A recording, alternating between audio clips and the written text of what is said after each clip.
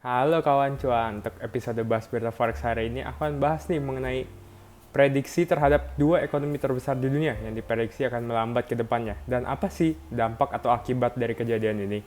Sebelumnya disclaimer on ya, ini hanyalah hasil analisa fundamental aku dan bukan saran trading, sehingga resiko trading tanggung masing-masing ya kawan cuan. Kawan cuan, jadi hari ini Bank Sentral Tiongkok yang disebut dengan People's Bank of China atau PBOC itu mengeluarkan kebijakan moneter terbarunya nih, di mana mereka tuh menahan suku bunga seperti prediksi dan ekspektasi analis dan pelaku pasar. Nah, jadi kenapa analis dan pelaku pasar tuh mengekspektasi hal ini? Itu karena beberapa data ekonomi terakhir dari Tiongkok itu kurang baik atau mengalami penurunan, seperti data permintaan domestik dan juga data sentimen investor.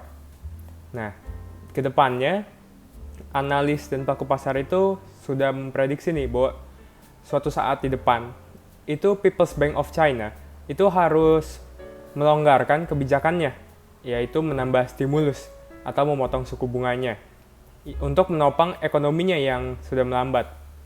Nah, jadi di tahun lalu, di akhir tahun lalu semenjak pemerintah Tiongkok itu mengangkat aturan lockdown-nya, GDP Tiongkok itu tumbuh pesat dan menandakan recovery yang cepat untuk ekonomi Tiongkok. Namun beberapa bulan berselang hingga hari ini bisa dilihat dari data-data sebelumnya yang telah aku sebutkan, ekonomi Tiongkok tuh melambat dan banyak yang bilang momentum pemulihannya itu sudah mulai hilang atau berkurang tenaga untuk pemulihannya.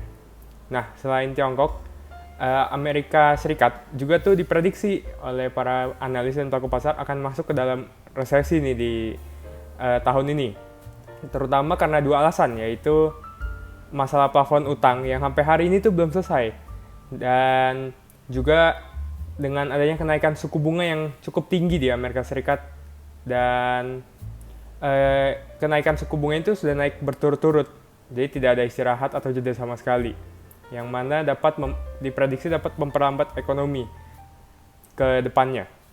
Nah, jadi kedua ekonomi terbesar ini, yaitu Amerika Serikat dan juga Tiongkok yang diprediksi akan melambat ke depannya, itu tentu akan berdampak kepada permintaan akan komoditas. Dimana kalau ekonomi kedua negara ini nggak jalan, maka tentu saja permintaan komoditas dari mereka itu kan akan berkurang. Nah, ini juga sudah tercermin di harga minyak yang sudah turun selama 4 minggu berturut-turut. Dan juga dengan penurunannya harga minyak ini, salah satu mata uang yang diperdagangkan di pasar forex itu juga akan terdampak, yaitu mata uang Kanada. Kenapa? Karena Kanada itu merupakan salah satu negara penghasil minyak terbesar di dunia. Dan jika harga minyaknya turun, maka pemasukan dia juga tentu akan turun, sehingga dapat membebani mata uang Kanada ke depannya. Itulah episode Bahas Berita Forex hari ini kawan cuan. Kalau menurut kamu, apakah prediksi para analis dan pelaku pasar mengenai kedua ekonomi ini akan melambat ke depannya itu benar?